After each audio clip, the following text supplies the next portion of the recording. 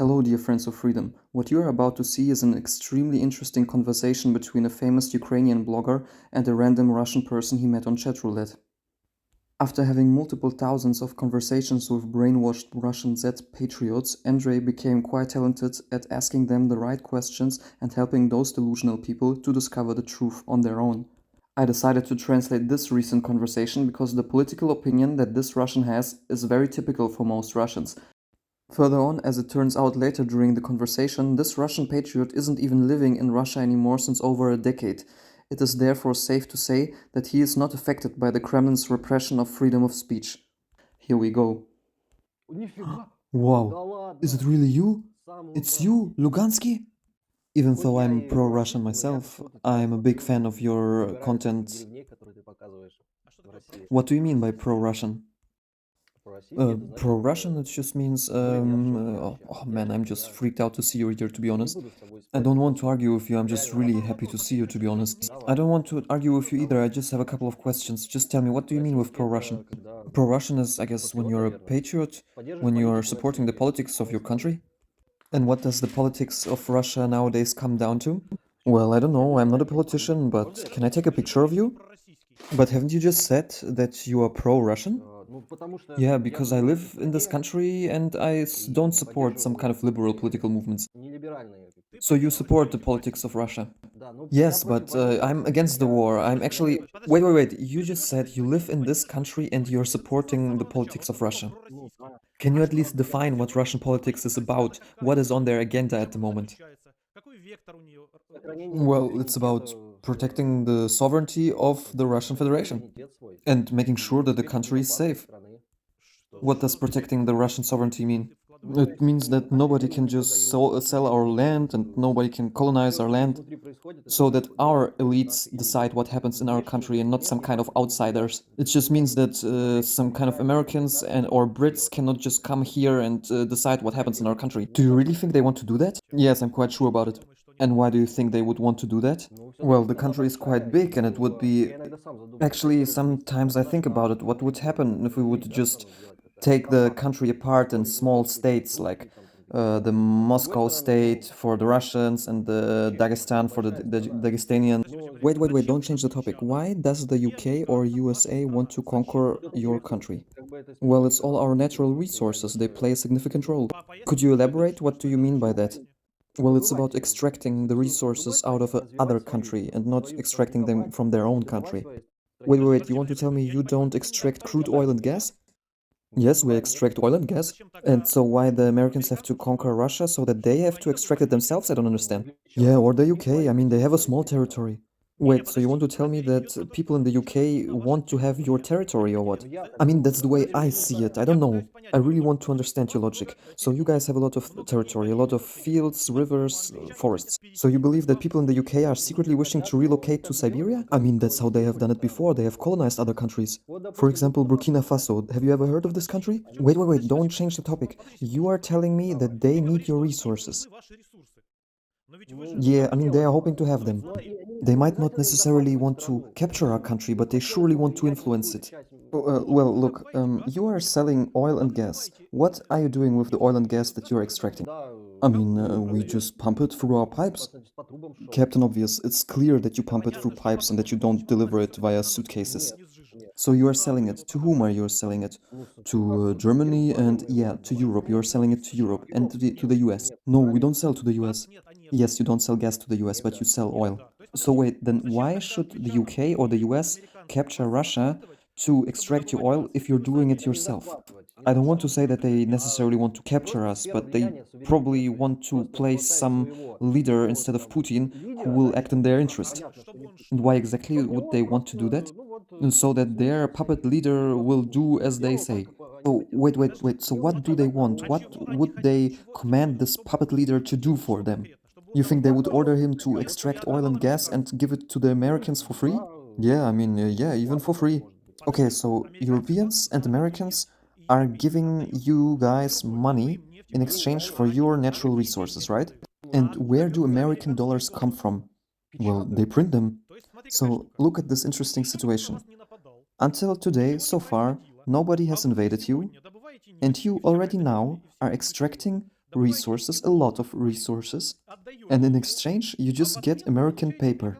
So why would they need to capture you if you already today are ready to extract your resources by yourself and give it to them for money that they print?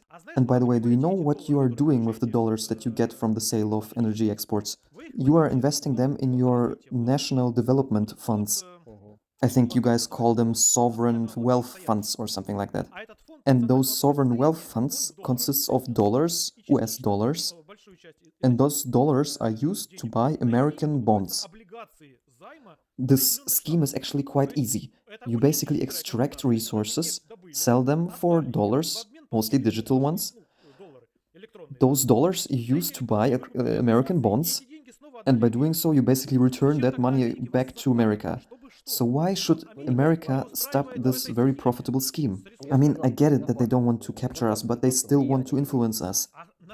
But what else would they like to influence on if you already give them everything that you have? Do you guys have anything else except of energy exports?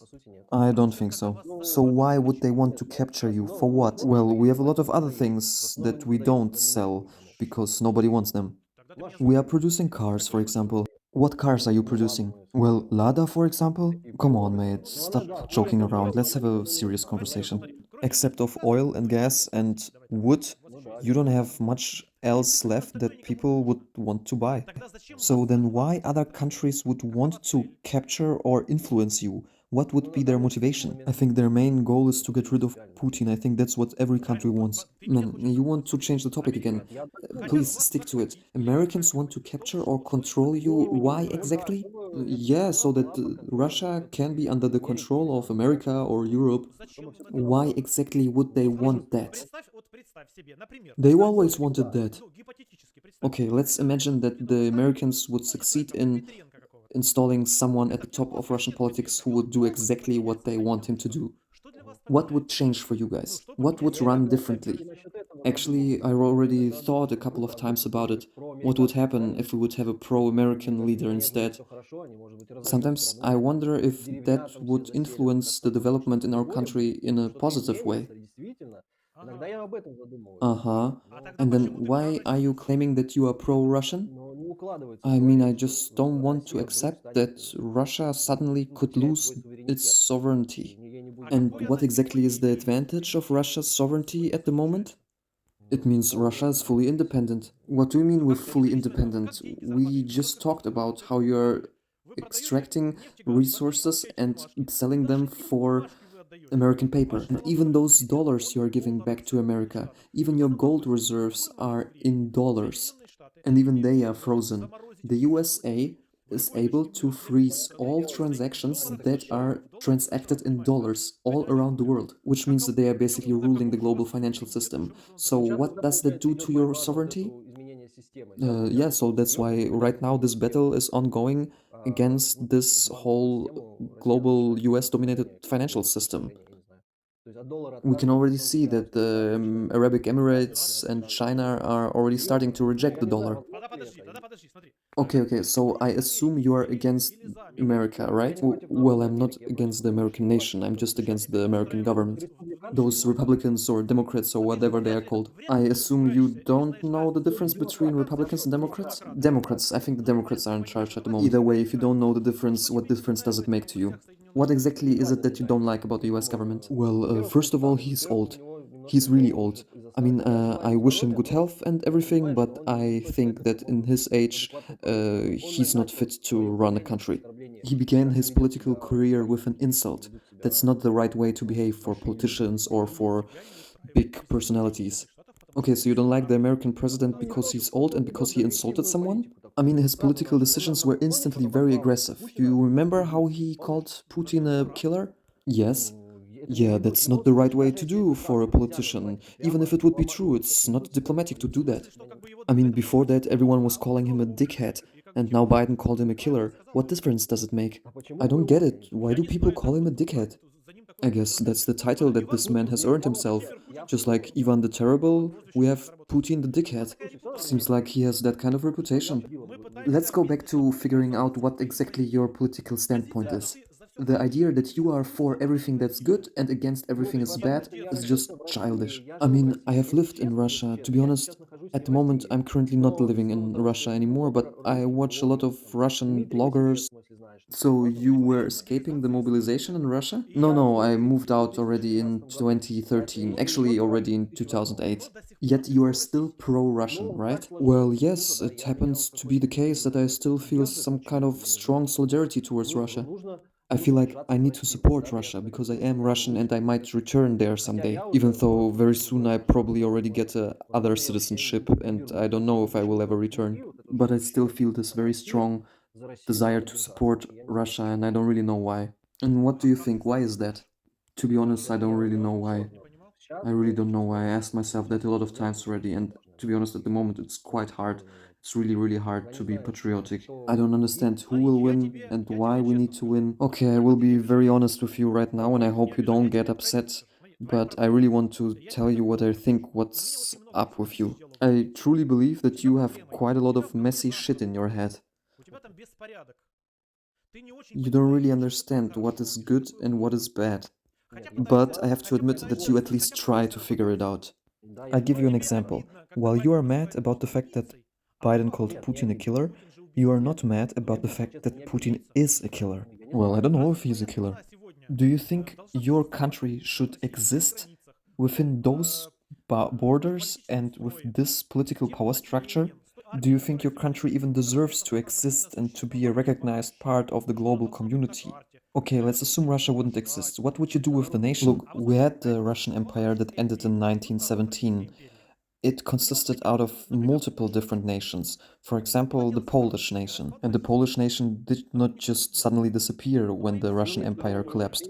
Okay, so you mean that they just created their own governments, right? Okay, so how do you imagine the future of Russia? It will lead to the collapse of the country. I don't think it will be a quiet, peaceful transition, to be honest. This has already happened twice. When the Russian Empire collapsed in 1917, this gave birth to new countries, and then when the Soviet Union collapsed, this gave birth to other new countries such as uh, Estonia or Latvia or Ukraine. But this Soviet nation that existed before, it did not just disappear. The only thing that changed is that the understanding of the Soviet nation disappeared. This is why the Russian nation will not just suddenly vanish, but it will give birth to the Chechen nation or the Tatarstan nation. So you mean they will just exist as individual sovereign states? Of course, can you explain why you have simultaneously people from Irkutsk, from Khabarovsk territory, and from Dagestan all living in one country? What do they all have in common? That's also something that I have already thought about a couple of times. And do you actually also find answers to those questions that you ask yourself or not? I don't know, I guess it's Great Mother Russia that unites them all. I'll tell you, there's nothing that the people of Dagestan or Irkutsk or the Khabarovsk territory have in common except of the force, the brutal force of Moscow that has captured them and that is suppressing them. Moscow is sucking out their blood, their resources, and the people of Dagestan or Tatarstan are living in poverty, while Moscow and Putin are getting richer and richer. Yes, but as for me, I have to say I love the Russian nation. It's a good nation, in my opinion. And why do you love the Russian nation? The Russian nation, so far nowadays, with a couple of exceptions, but the majority of the Russian nation is actively supporting the ongoing war in Ukraine. Okay, then what do you suggest should be done with the Russian nation? Occupiers need to be destroyed, and Russia needs to collapse. I mean, it's clear that what is going on in Ukraine is a war. But what about the people that are currently in Russia, in the western part of the country? Why do you say the western part of the country? Why are you interested in that part, and not, for example, in the eastern part of the country? I mean, I don't know this nation. I have been there, but I have lived most of the time in the Moscow area. Okay, so then let us differentiate. Those part of the Russian nation that is a part of the Russian army should be destroyed and all their weapons have to be removed. The Russian government has to give up all their nuclear weapons, and then there have to be all sorts of referendums conducted in all those regions and republics that would love to be sovereign countries. The region of Tatarstan, for example, that is currently feeding a lot of other regions while being totally exploited, should have the chance to be sovereign and live happily on their own, just as Irkutsk or the Far Eastern regions or any other region within Russia. They all could be different, independent, sovereign states, and they should be free to live as they want, as long as they don't have access to nuclear weapons. Do you think this is even possible? I mean, like currently, while we have Putin in charge, is this even possible? Why shouldn't this be possible? Like, for example, in 1985 or 86, the president of the Soviet Union was Gorbachev. He has just died a couple of weeks ago, by the way. But the Soviet Union collapsed in 91 and he died in 22. So should those people in 85, 86 have to wait for Gorbachev to die until the Soviet Union could collapse? You don't have to wait for Putin to die. Local elites can facilitate this transition. When the elites of Tatarstan region, for example, will declare their sovereignty, maybe this will cause elites in other regions to also declare their sovereignty. And what if they don't do that? If not, then this process has to be done by force. So you think that there should be war here in Russia, right?